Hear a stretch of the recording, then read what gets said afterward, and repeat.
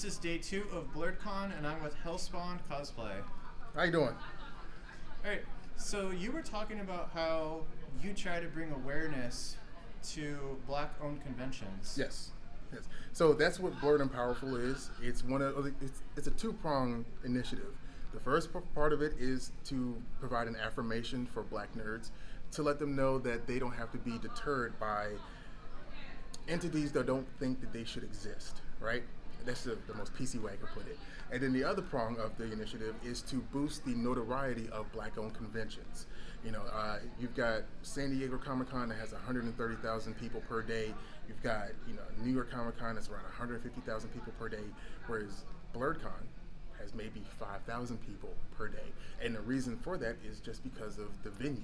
Like, if we were able to move Blerdcon to a larger space, then who knows how many people would be able to traverse this space, and that comes with the possibility of having a convention exhibit longer throughout the week and maybe in a different time period than just the summer, so that we could do more for the community. And when I say that, let's say we would be able to bus children who are artists or budding artists, and they would be able to talk to the artists in Artist Alley and be able to have a one-on-one conversation about the path that they may want to take.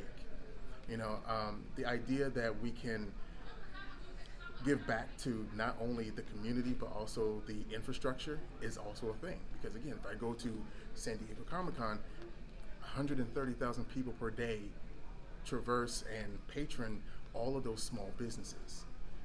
And if you want to talk about small businesses, if we're trying to support Black-owned businesses, why would I support just one when I could support a convention that houses 70 or 80 Black-owned conventions? So the bigger a convention grows, the better we support the community, the infrastructure, and the culture as a whole.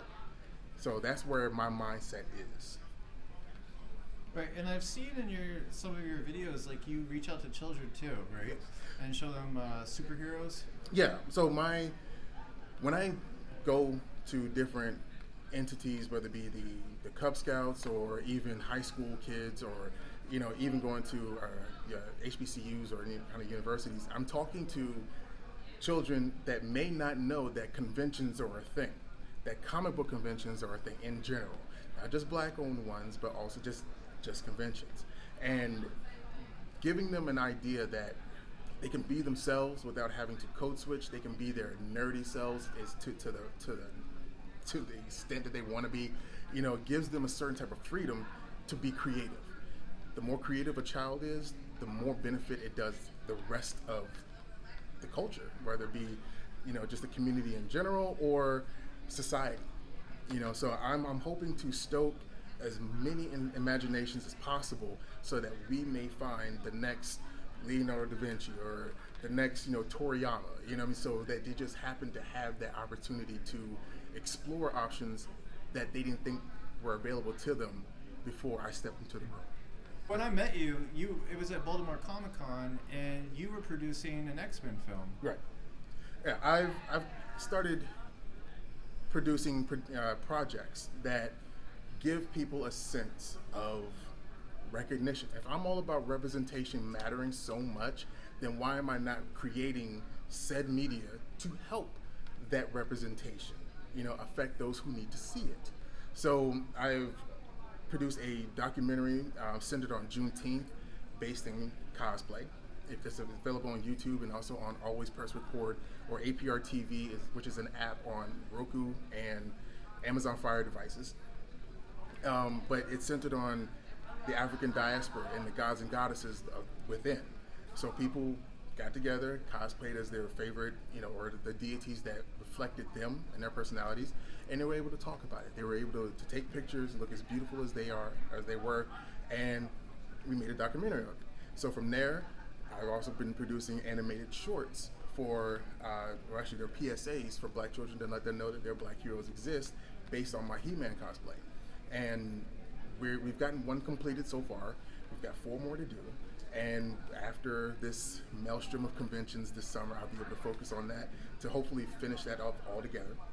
And then the X-Men short was back in Baltimore Comic Con. It's called Children of the Atom, where it's more of a cosplay showcase for minorities, so that they can see that we can look cool while having powers, and it not just be just a Hollywood thing. You know, right now I'm in the middle of producing a Highlander based fan film, and you know, it's cool to have a sword in your hand and to be able to wield that the way that you would see Duncan MacLeod do it. So it's cool to just be able to just live out your nerdiest like dreams and be able to show people that because I look the way that I do, they can do it too. Is there anything else you want to add? Well, I'm also a part of a team called KDS Entertainment, where we are creating an app for Blerds, specifically for Blerds, called Blerd Station. And it's going to be centering on speculative fiction. So there's going to be updates from that, hopefully coming soon.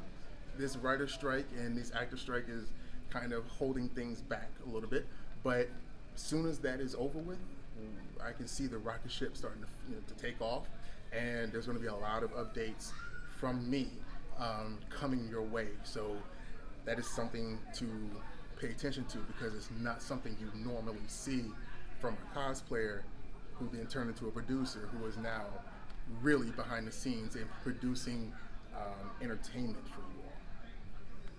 Great. Well, thank you so much. Thank you. Appreciate your time.